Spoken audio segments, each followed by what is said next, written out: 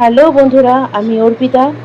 আজকে আমি করে নিচ্ছি লাউ দিয়ে মুসুরির ডাল।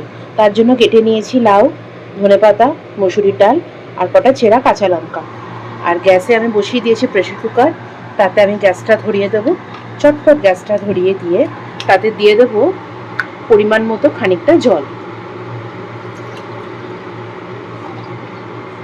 তাতে জল দিয়ে ডালটা ঢেলে দেবো। ডালটা দিয়ে দিলাম।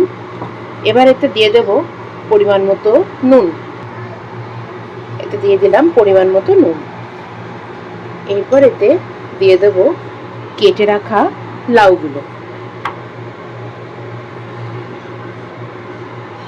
ঢেলে দেবো পরিমাণ মতো লাউগুলো। এরপরে প্রেসার কুকারটাকে আটকিয়ে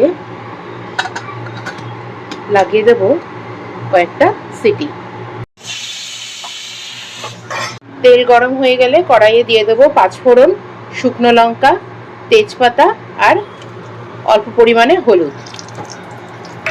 গ্যাসের ফ্লেমটাকে কম রেখেই সেদ্ধ করা লাউ আর ডাল দুটোকেই দিয়ে দেবো তেলের মধ্যে।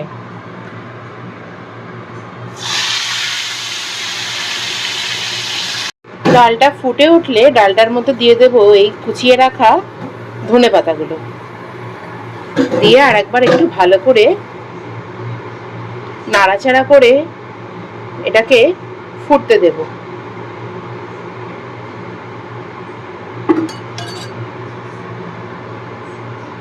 পাঁচ মিনিট ফুটতে দিয়ে এটাকে ততক্ষণ। ডালটা ফুটে উঠেছে, চটপট করে গ্যাসটাকে অফ করে ডালটাকে নামিয়ে নিই। রেডি হয়ে গেল লাউ দিয়ে করা লাউ ধনেপাতা দিয়ে শীতের লাউ মুসুরির ডাল, পাতলা মুসুরির ডাল। বুড়ো থেকে বাচ্চা প্রত্যেকে খেতে পারবে। চলুন তাহলে আপনারাও বাড়িতে তৈরি করে নিন লাউ দিয়ে পাতলা মুসুরির ডাল। আর অবশ্যই আমাকে কমেন্ট বক্সে জানাবেন কেমন হলো খেতে।